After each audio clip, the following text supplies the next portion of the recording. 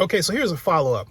Basically, between a number of media organizations, Oaklandside and before Oaklandside, Darren Bon Graham, Sarah Vini, and the San Francisco Chronicle, instead of properly crediting me for the story, they're actually mad and jealous that I got it.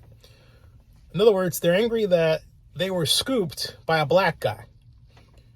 Again, this year, for the umpteenth time. There are others like, well, Howard Terminal, Tosh Tahombe, you get the idea, right? And they're so mad that in the case of Sarah Ravini, she didn't even bother to link to my video, okay? And then Darwin had these questions like, well, how did you meet, okay? I'm a celebrity. And if it upsets you that I said that, you know whose problem that is? It ain't mine, all right? And that gets to the heart of the matter. In the days when blogging was in its infancy and the mainstream media was much larger and far more significant,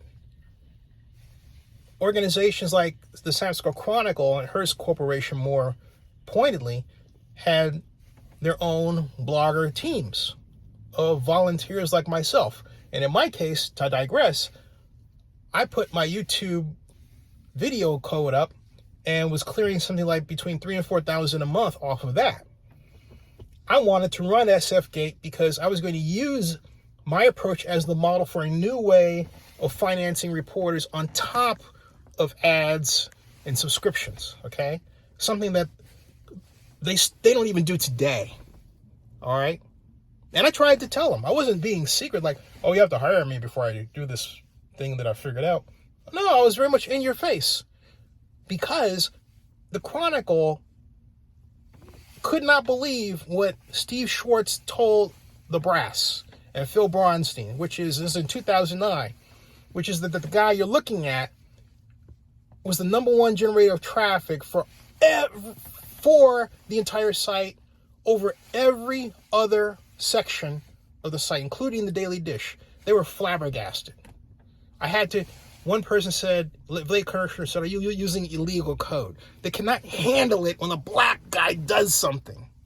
All right? They can't handle it. It's racist.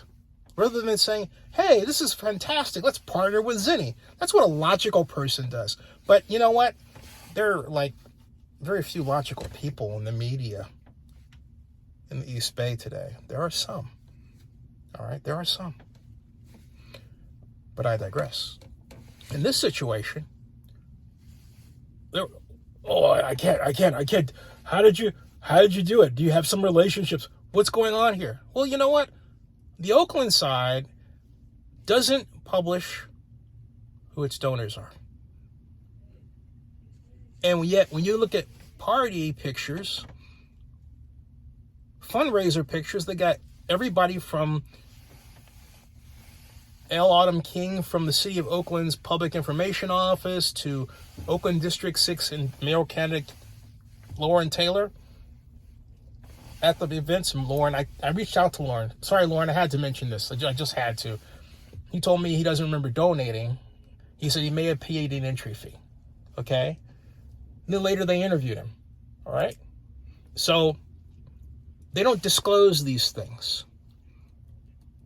And get this, they're supposed to, because the Nevada Independent, run by John Ralston in Las Vegas, at the bottom of all their posts, I call them posts, you call them articles, are lists of who donated what. Doesn't matter if it's Governor Sisolak or anybody. Oaklandside doesn't do that. Yet Oaklandside uses its nonprofit status to take partisan positions against legislation. That's illegal. They're going to have to pay a fine. You understand? So these organizations are so triggered, or I should say the people that are running them right now or working for them are so triggered over my for-profit and the new media way that I do things, that rather than reach out and ask, they don't, because I'm black. If I were white, they would. And that's sad. That is a sad, sad fact. Not everybody is like that, but they are. I'm just calling spade a spade, as they say. Subscribe to Zennie62 and bookmark oaklandnewsnowblog.com.